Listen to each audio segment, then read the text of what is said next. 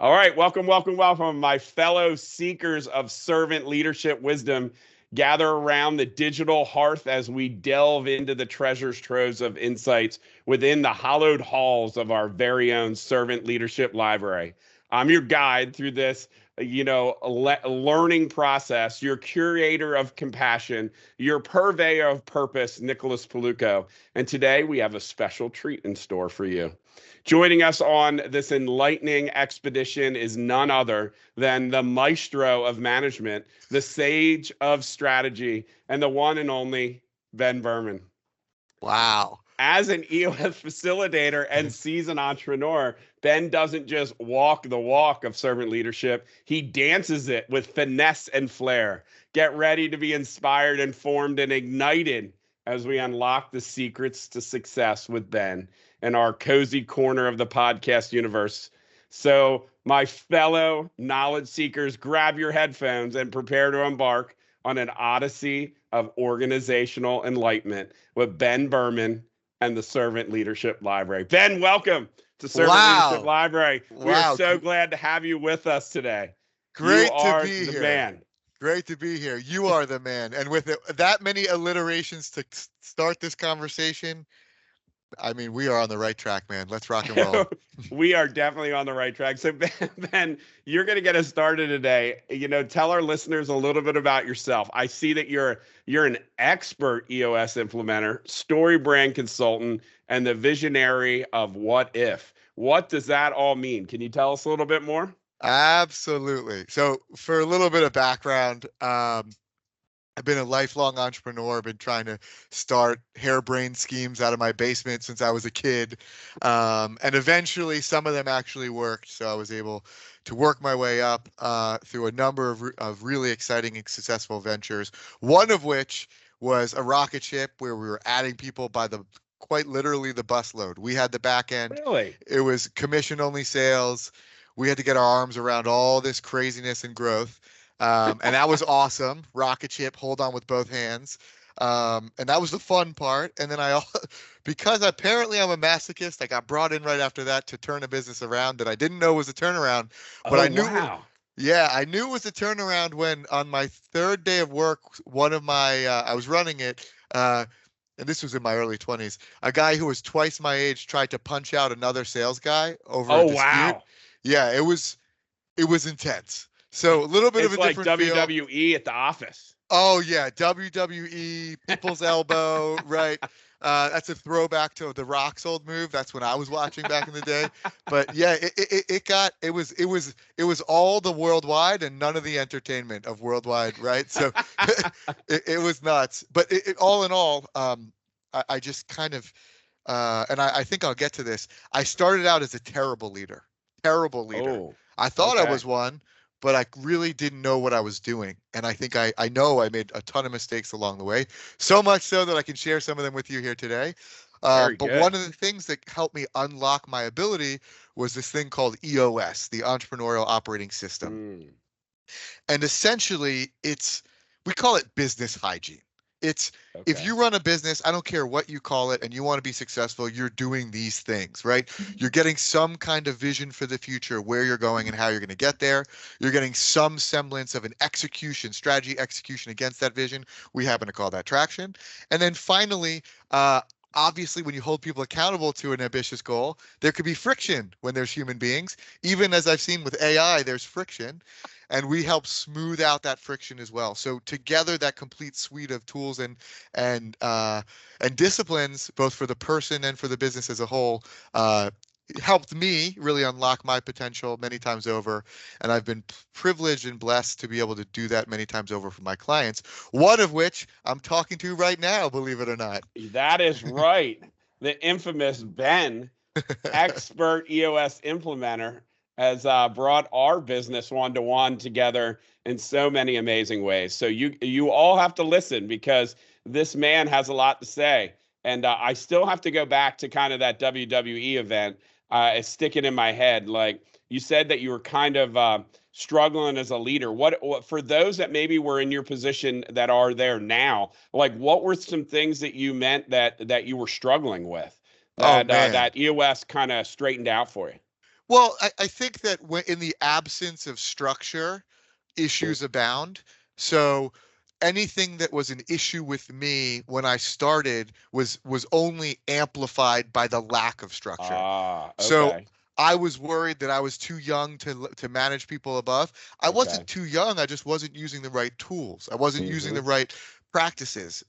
Ah, So yeah, I would say that that really was the key, because when you have a clear understanding of where you're going and everyone's pumped up to get there, it becomes very clear who's on the bus and who isn't. And then when they're on the bus and we're tracking, hey, are you doing what you're supposed to be doing? You're in the seat.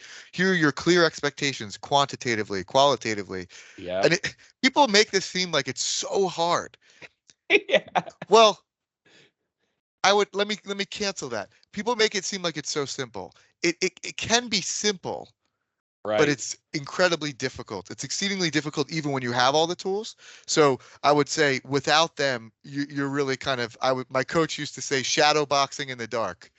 Oh, that's a good one. Yeah. You know, in my world, right in the beginning, when you're smaller, we called it kind of, you're using muscle and feel. Like everything was Muscle and great feel. because you were right in there. You were in the ring instead of now being out of the ring, giving direction to the person that's boxing. Right. Yeah. That was our transition. But you definitely educated us through that process, right? Like how to be more of the coach than the player. Yeah. Right. Yeah, Yeah. yeah. And I think a lot of times there's and I certainly would looking back on myself, there's this ego when someone becomes a high performer and they step into a leadership role. Many times what got them to that first game, what made them successful in the first, is the thing that's going to prevent them from being successful in the latter, In the right? ladder. Yep. So um you know, a lot of times sales leaders, for instance, right? So you get a great salesperson, they're working their way up the ranks, they end up being a sales manager. That ego has to be flipped on its head. That That's right. competitiveness, yeah, you can be competitive, but it's co-opetition with all the people around you as opposed to competition that's directly against your peers. What's Patrick Lencioni say? Now you have to be humble, hungry, and smart, right? Yeah, Like you have yep. to really be open and humble and Mhm. be still be hungry, right? But you got to be open to feedback or doing things a little differently. Yeah, yeah, I love that you said that, right? Ideal team player, Pat Lencioni.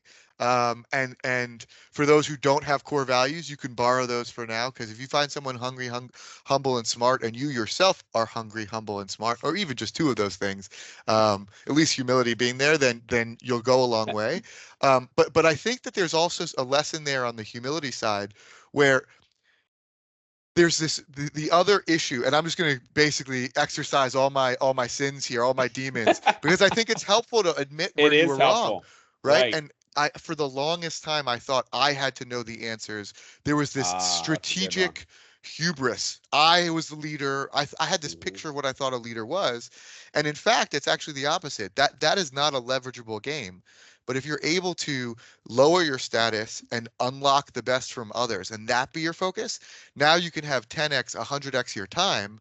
Whereas if you're just focusing on yourself, but there's a very distinct ceiling there. Well, I think that's like a definition of what some of us would consider like servant leadership, right? Like, I mean, now like what you're kind of saying, or maybe let me validate that is that now when you become a leader, it's about the team. It's not about you anymore. So if you were an individual contributor, it was great that you had individual success, but now you're switching that to, more outward facing to that team, not just to the individual. Um, I think that's really great. I think we see a lot of people have a really hard time switching that gear, right? They have a really hard time of understanding what does it mean like that I'm not the smartest guy in the room, but I'm now, leaning forward and being open and honest and coaching people now. It's really hard. They're just like, "Hey, at my age, I think I should just be a manager," right? Like Mhm. that is really hard to hear because many times they fail, right? Or Yeah. we're really good at coaching some people that shouldn't be in management roles either and EOS has given us a lot of tools to help us identify, what that journey looks like. Yeah, Yeah. absolutely, absolutely. And I think to your point, there's this perspective on what a leader is versus what a leader does and what those expectations are. And people I think can think about, oh, I got to hit these numbers, I got to do these things, I got to be the smartest person in the room. And even if you are, and for leaders out there who look around your team, you go, they're not seasoned enough, or maybe they don't even have the intellectual horsepower as an individual contributor. So be it, right? Like, cool. You won the one person game, but you're really going to tell me if you're that smart and good that you can't go and win the better game where you can leverage yourself? Yeah, I could completely agree.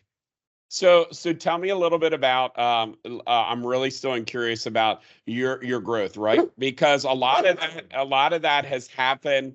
The same for us from a leadership perspective of like being an entrepreneur. It's kind of like an interesting, kind of like lonely job, right? But like going through EOS, like really realize being an entrepreneur and being lonely, it wasn't that. It was I just didn't understand completely what it meant to kind of be able to have that creativity, but also then lead outside of kind of that muscle and feel. And like kind of explain to the group, like when you all talk about like the structure, like what's a visionary, what's an integrator, how does that play effect, or how did that play effect for even you as a leader?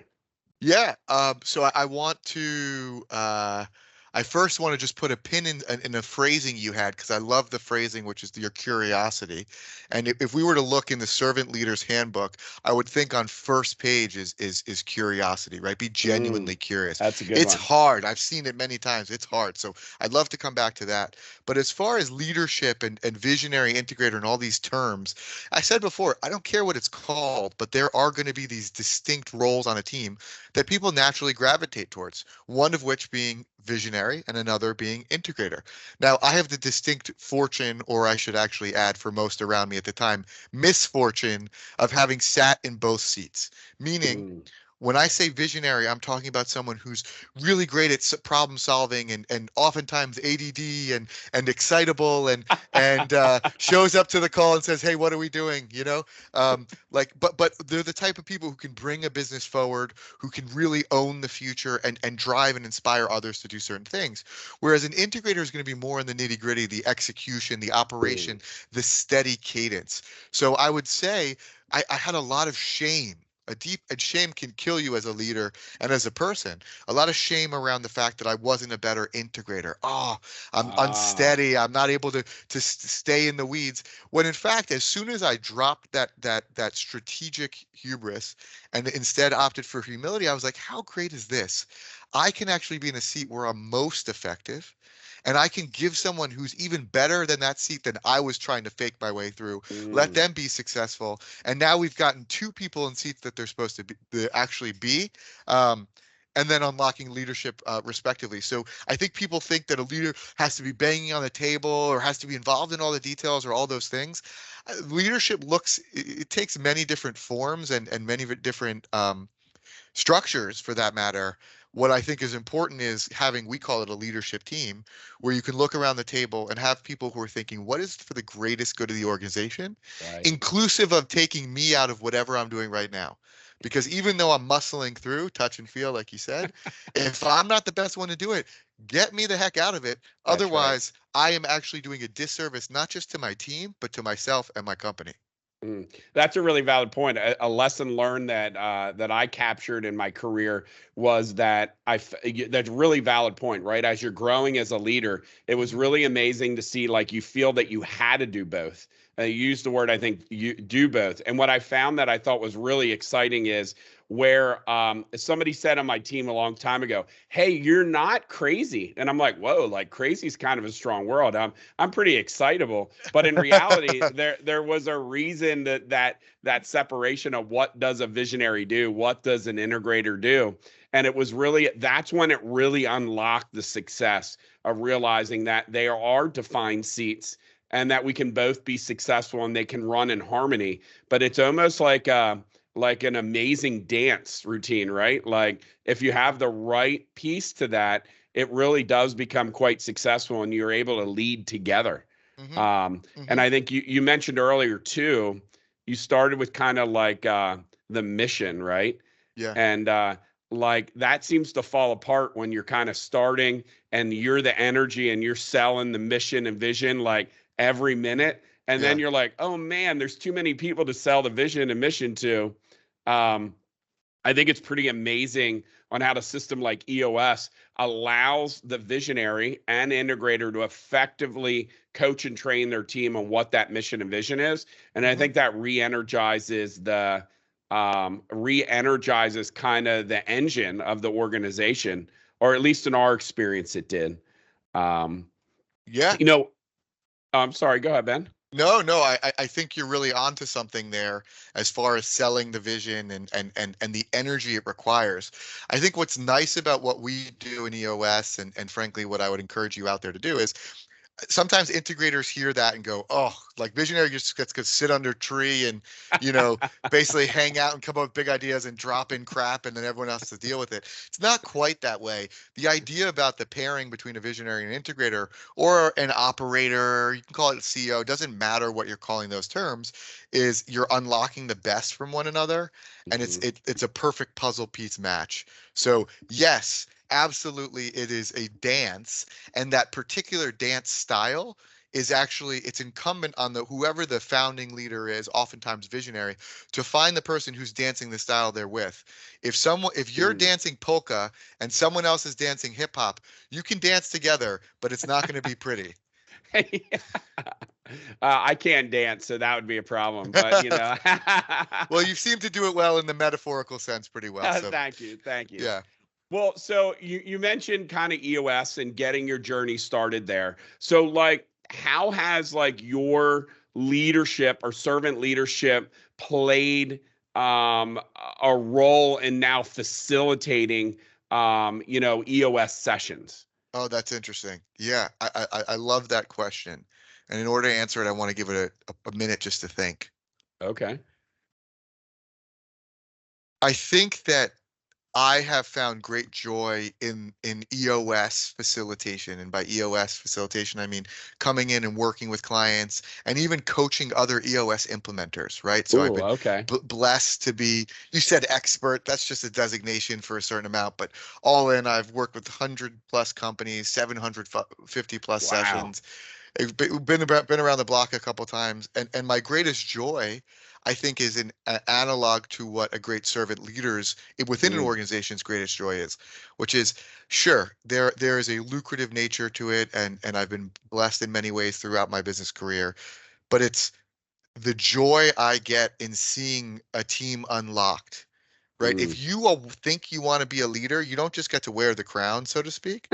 You really have to be someone who delights in the success of others. And yes, you're building something. So in the session room, I find myself facilitating and drawing out of people in the same way that I see then my clients demonstrating that same leadership, that same curiosity, that same steady force, which is not necessarily brutal for the sake of being brutal, but is always brutally honest, right? They keep it real so that you can get to real issues. So that's a lot of words to say. I find that enabling other people's success is the ultimate form of servant leadership. It's why I love so much what I do in and out of the EOS community. It's why I've built the things outside of the EOS community to support that. And it's why, frankly, I just have such respect and love for my clients, because even if they don't start out as great leaders, when we work together, they and most importantly, their teams become great leaders through the process. You're absolutely right. I think, from a EOS facilitator standpoint, do you generally see them being more like visionary individuals, or does that really not matter? Like, help us understand why like a visionary would want to be a facilitator. Like, You've asked, yes, I believe you phrased that question differently another time. And a lot of people marvel at it, because I believe this may be changing, but I believe if you look at some of the most accomplished EOS implementers like myself, the vast majority are visionaries, not integrators. Yeah. And I think that speaks to something. So my mentor and I often talk about the idea of structured flexibility.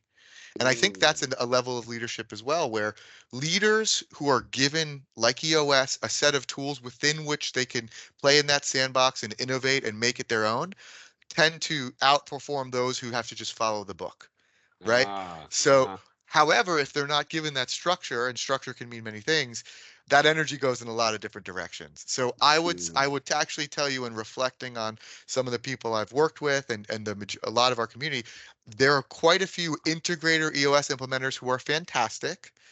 But what I would say sets visionaries apart is we have a deep empathy for the visionary and others on the team, because we know what it's like to try to get our point across and be using Ah. perfect language for us and have other people not quite get it.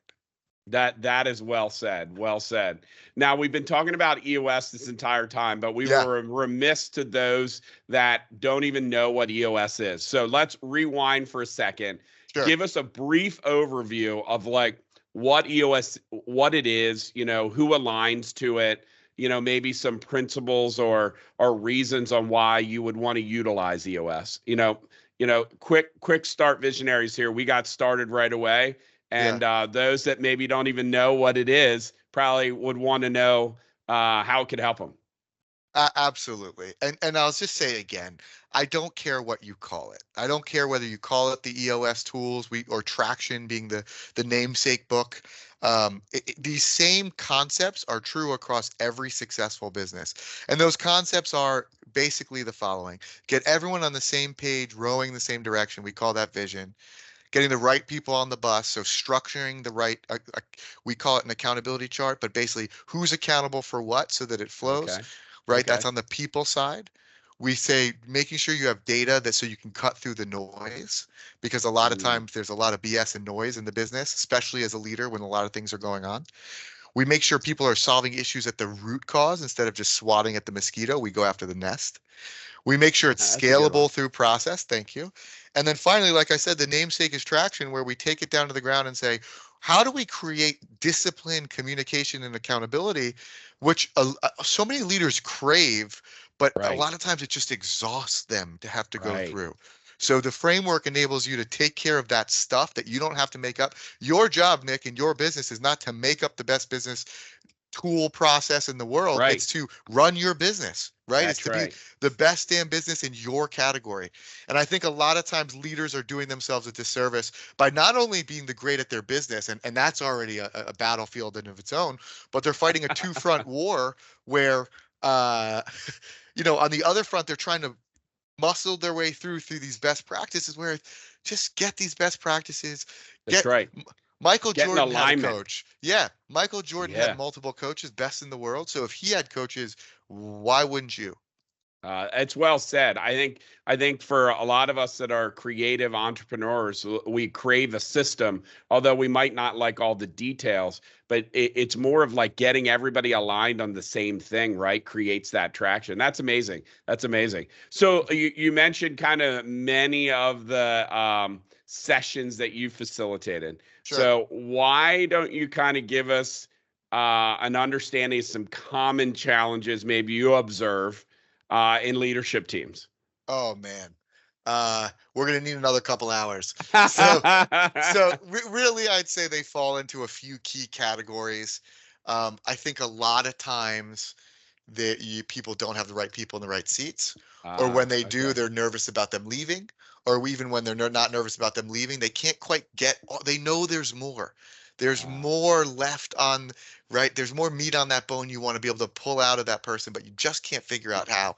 I'd say it's a pretty typical leader challenge, leadership team. And just for those listening, leadership team we're referring to here is, let's just talk about the functional leaders in your business who are thinking, at least ideally, strategically high level on the business, not just in the actual that's functions. right. So sometimes it's a leadership team of one if you're just starting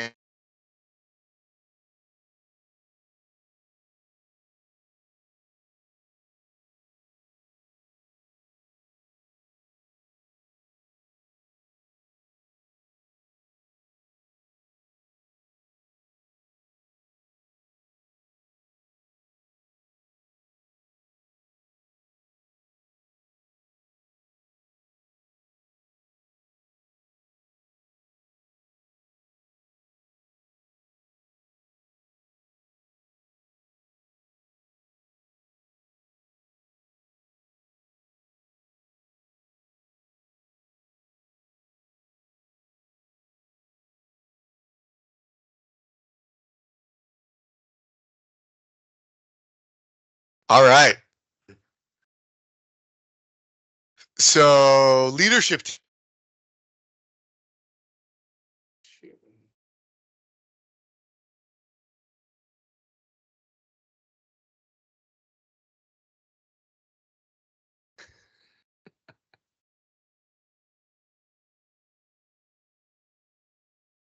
We are back in live. Acting live. So leadership teams, sometimes it's one person leading from the top. Other times it's, basically your functional leaders. Usually we don't want to have more than 7, quite a bit of research that suggests it shouldn't be more than 7. But these are the people who are helping you make the strategic decisions in the business. And in those teams, a lot of times there's frustration. How do we get more profit out of the business? How do we break through the ceiling? How do we get to that next level? I feel like we're stuck in a plateau. How do we get out of this control spiral where it feels like we're like, we've talked sometimes about this EOS life concept, right? We're having all these things balance. And I would say even more than balance, but harmony between your personal life and your professional life. It feels like the business is controlling you. There's a host of issues we see, but they tend to be pattern recognition over and over and over again, the same thing. So I think there's benefit to working with an experienced facilitator who says, oh, I noticed this, or this is showing up that doesn't quite match with that person's stated objective. I wonder if there's something more there, and who can be the outside, frankly, benevolent prick to say, I love you, but I'm going to push you harder than you would push yourselves so we can get to a better outcome. I think that's well said. And for my example, right, Ben being our facilitator, it is extremely helpful to have a third party. By no means, sometimes emotions come into play or you get really into the weeds, and it really provides a lot of clarity. You kind of get it. One thing that you said earlier is that setting clear goals and expectations. Talk a little bit more about that from a leadership perspective. Many times us as leaders have these really, really great ideas, but apparently we're not as clear as we can or could be. And I think the EOS system allows us to have that consistent clarity. Tell the listeners a little bit about kind of that goal setting or expectation setting and how that works to get clearly facilitated down to the rest of the team. Yeah. And for what it's worth, we break the world down of leadership and into leadership and management. So leadership being sort of the on the business thought side of things, as far as management more in the execution day to day. And if you think about the vision, right, or the leadership side of it, people spend so much time, strategy, planning, and all this stuff. And there's a place for it, right? That analysis has a place, but I think a lot of people play there because that's where they're comfortable, and then it never sees the light of day. It's sort of like being incubated forever. And I would say my rationale, or our rationale on this, is let's get the simplest, clearest version of what the basics of a strategic plan are. We break it down into 8 questions, and let's make it so that it's not a 200-page manual, but actually something that people are going to be able to use, refer to, and benefit from on a daily basis. So, right, core values, who we are, what are we focused on, what's our why and our what. We happen to call that our core focus. And then we break here, like we say, where are we going from a target long term? What's your big, hairy, audacious goal? Energy goes in that direction. What is our 3-year, so midterm, what's it look like, so we can make sure that we're on the same page about the literal vision in our mind's eye. We break it down and say, what are the 3 to 7 things we do this year? What are the 3 to 7 things we're going to do this quarter? And then what's our economic engine to get there? We call that our marketing strategy. And what's the stuff that we need to keep mindful of that doesn't fit that we don't have time to focus on? That's our long-term issues list. If you can tell me the answer to those questions, you're good. I mean, that is it. People don't need that much more.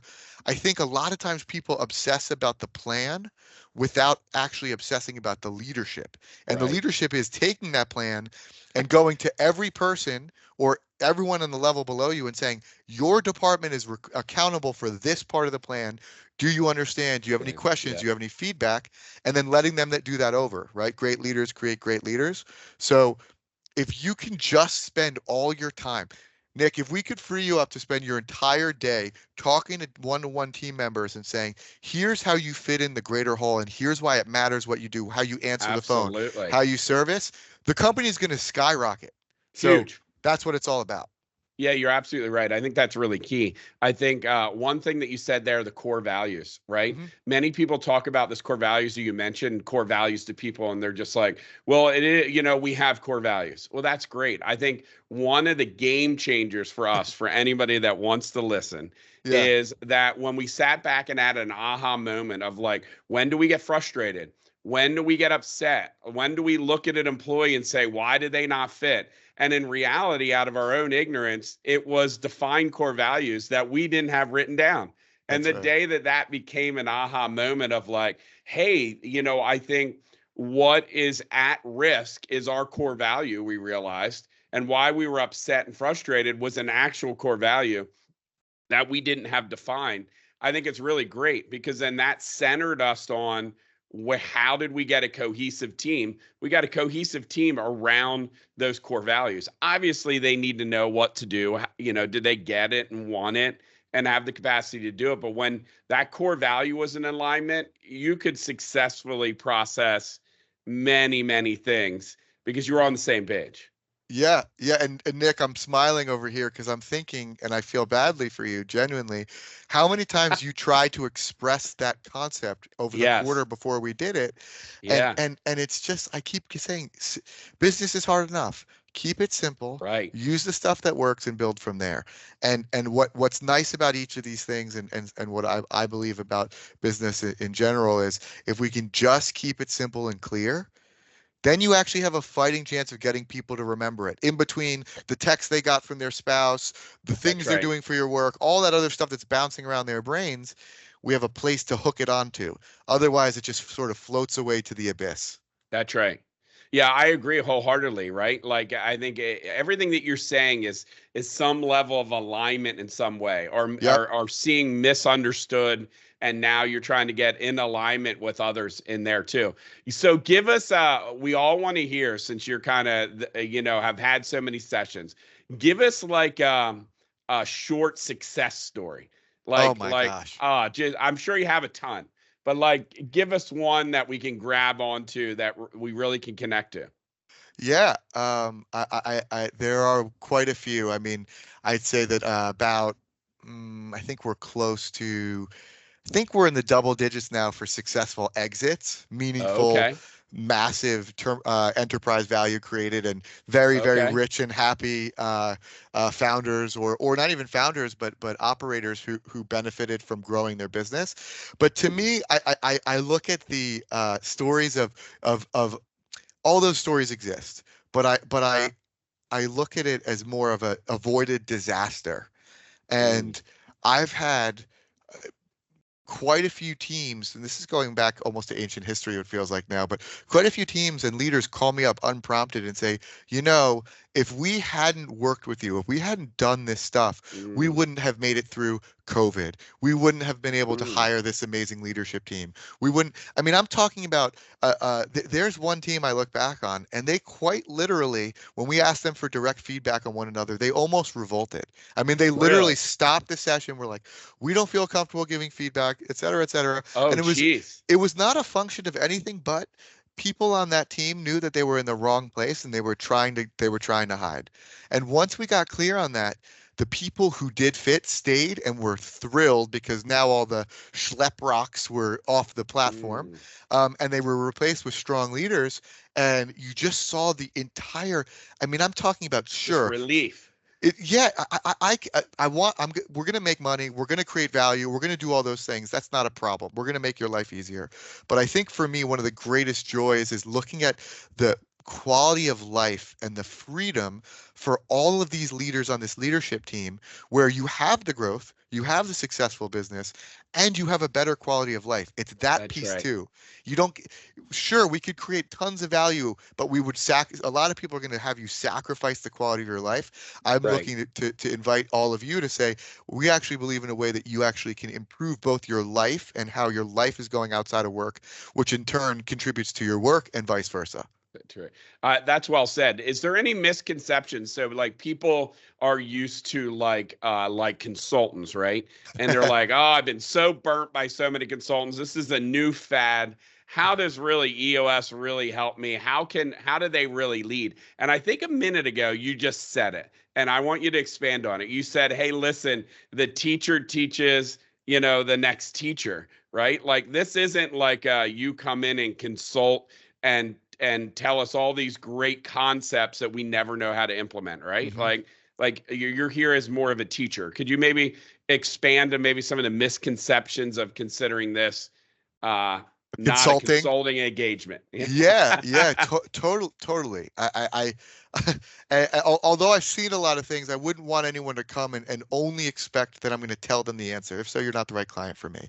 What we have spent, and I've spent quite literally hundreds of thousands of dollars sharpening the saw on this, is we are teachers, coaches, and facilitators. Right? We're going to teach you the system, not just the system, but some of the nuances that make it work. We're going to coach you through the finer parts of it. All right. And then finally, we're going to facilitate the crap out of the team so that you can just be a participant, so that you can just let yourself go and be fully focused on that. So, and frankly, smooth out the wrinkles in the team. That's my accountability. So that you can just be there fully present and do your thing. I think there's a common misconception that we're going to give the answer. In rare cases, we will drop in, and after a lot of protesting, we might say, you might want to consider X, Y, Z. But our job, unlike consultants, the famous line about consultants, I think it was Nassim Taleb wrote, he said, "I've never seen a consultant that didn't sell you as one of his suggestions more consulting." Right? It was like, yeah, we should do that, but I also live in. no. So our job is to help you catch the fish and teach you the fish, which is why we do it on the EOS side. And because EOS becomes so clear, it's this like your vision, suddenly you can see clearly now the rain is gone. You will see elements in your business that need additional work, and those, because they're so frequent and consistent through many businesses, through What If, have built additional services that say, hey, let's solve those things for you as well. But the key is it all starts with having a clear vision of where you want to go, a clear picture of what's actually happening on the ground right now, and looking at those contrasts and really looking at it. Because you can sweep it under the rug, that's fine with me, but eventually that rot is going to give way. Whereas when we shine that light on it, it's your decision on how we move forward, and we merely offer opportunities, tools, and solutions to solve them for you, with you, or train you to do it yourself. Well said. I love it because it lives. It's like a living being in your organization, right? Like, so as soon as you let it go and you let go of that vine and you start teaching other people, it creates this ecosystem of like issue processing and freedom and client retention and employee retention, because we here in our organization, everybody has a voice now. And they can give their feedback, but there is not a negative, but a challenge is being in an organization now that has open and honesty. When you bring a new employee in, you almost have to reprogram them of like, like I can actually speak up, right? Yeah. Nick, you've seen it, that first moment where they take a gamble with some feedback, and they look around, and they're used to see like being beaten down, and they sort of exhale to say, "Oh, thanks for that feedback. Let's dive into it." I think it's so key, and it's funny. Go read the book. Go try to implement it on your own. Go do all those things. I tend to move faster than most. I'll get you up to speed on EOS, and my team moves quick. So we'll get you up to speed on those basics. It's the facilitation why people keep us around. It's the driving you further. It's the elevating the conversation, the business, and the outcomes. That's where I think the real value is created. I think that's great. That's great. What would you say like are the top 3 challenges that people quickly overcome as they work to implement EOS? Top 3. Well, I mean, we don't have all day, right? We both get excited on the subject. So I'll narrow it down to 3. Sure. Fair enough. Right. No, yeah, it's great. I think there's a visionary's curse, number 1, which is, why can't people just do things the way I want them to? Like, why do I feel like I always have to follow up, repeat myself, et cetera, et cetera? Usually it's not the message, it's the tool the message is being delivered through. So there's a Usually without intervention, that line is a little crackly and there's a lot of static. We remove that static and let that message come through. That's number one. I'd say number two, it's not being sure you have the right people in the right seats. This becomes immensely clarifying. And then when you're clear on it, helping get the people up to speed. So you might have someone who's a potential rock star, but you're not quite sure how to get them there, to motivate them, keep them. I think that's all part of it. And then, you know, a lot of times I see teams try to implement EOS on their own. And these are all really powerful tools. Getting a scorecard so you have a pulse in the business, having an accountability chart so you know who's accountable for what and so on. It's the elegant integration of all those tools. We give that stuff away for free.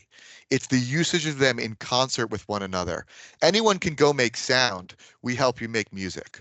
It sounds like you give a lot of empowerment too, right? Oh, totally. It's complete empowerment to like own it on your own. The experience is amazing when you learn it and you're like, okay, well now I'm going to leave and you need to teach the next set of people. And you're like, what? I just learned it in like 8 hours. Well, like, what do you mean? And I think it's the coolest part that it is a system that even an entrepreneur can implement.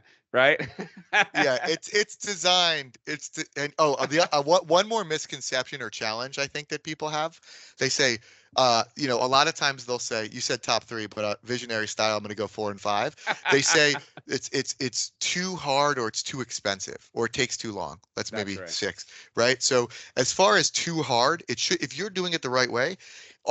Right now we're using technology. If we want to get our message out to the world, if we could stand on the corner and yell, but these tools that we're using, this microphone, this computer, this software helps us amplify that message and have an easier time. So you're not changing the thing that you're doing, or let me rephrase that. You're not having to do additional stuff. You're changing the way that you're doing it. As far as expense, it's a fully guaranteed investment. And if I'm not giving my clients 10x value every time, then I return the check. I don't get paid. So there's no worry there. And then finally, as far as speed, right, we move to your point. We empower you. If you want to go rapid fire, blast through this in 3 months, great. We have, at least on my team, the energy to do so. But it's really about making it their own. This is not cookie cutter, out of the box, force everyone into square peg round hole type stuff. This is a structured flexibility. We understand the guidelines, the first principles that define them, and we're going to help you understand those first principles so that when you go and teach your team, you're not just blindly leading from a script either. You're actually delivering the understanding of the why behind the what, which, oh, look at that, is great leadership in of itself. It is that value said. So how do you Ben, I mean, you're teaching all these other teachers, right? Like what are some highlights of either books or resources that would help many other people that are listening today, right? I mean, many of these things we didn't inherently, you know, we didn't just wake up and all of a sudden know how to implement. So we're constantly learning. And I think that's a big thing for leaders is they think they need to know everything. I think you mentioned that earlier. I think what we need to do is have a culture of constant ability to learn and find or emulate even other leaders too, right? Like, where do you get that further education? Yeah, I like that because even for us, I mean, even with all the experience I have, this is not a hill that has been climbed. This is like sort of like a stair stepper. It is endlessly going. It is endlessly going. It never stops. Never stops. But right. So that's I think one function of it. As far as specific resources, I have the hard resources as in specific, like you can go look at them, such as the book Traction. Go read the book Traction by Gino Wickman. It's going to inspire you quite a bit. My team, actually myself and my team will spend 90 minutes for free with anyone to walk through their business. So all you got to do is email and say that you'd like to spend 90 minutes learning more, and totally free, no expectation of anything. We just want to help. So that's really, I'd say. Where do they email? Where do they email? Ben.Berman, BERMAN, be like boy. All right. At EOS, Echo Oscar Sierra Worldwide.com. EOS, like the Entrepreneurial Operating System.com. So Ben.Berman at EOS Worldwide. So those are some of the harder, but I would also encourage leaders to, it's a joyful thing to be a leader when you can take inspiration from a lot of places. So quite literally, I remember reading about Israeli commanders, very from the beginning, they lead from the front. If you're in a tank battalion, their commander's tank is up front, not in the back. I think that's one of the ways I would think of servant leadership. I think there's a great deal of, I'm very blessed, as you know, to have an 8-month-old.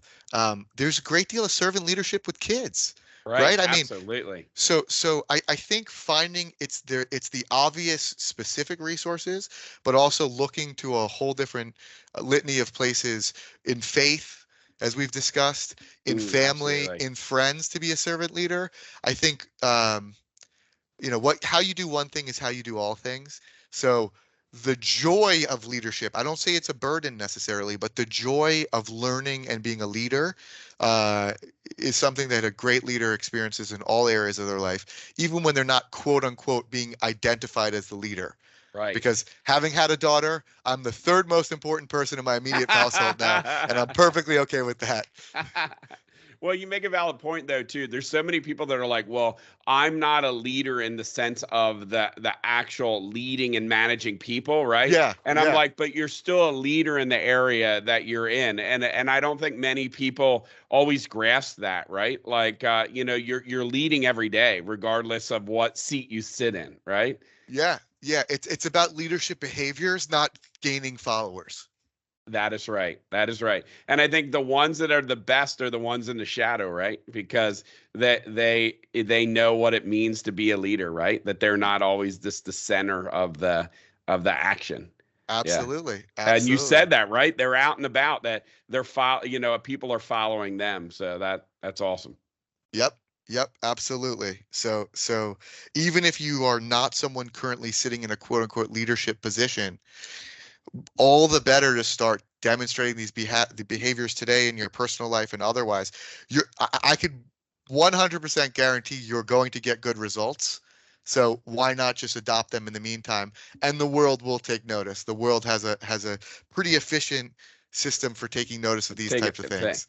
Well, hey, and there is a great book I think EOS has on how to be a great boss, right? Yep. Anybody that's interested in reading that, read it. It's a small book and it's really awesome. It goes you through your set of questions, and at the end it says, "You know what? It's okay not if you answered these and you're not interested, it's okay. You're still a leader. You just might not be ready to be a boss yet." And I thought that was phenomenal, right? Like everybody's always like soft landing. This just gets right to it. Like, I'm sorry, you're just not ready for it. And I think it's also an aha. I read it frequently just to reset my brain to say, hey, listen, these are the things that it means to be a boss or to lead, right?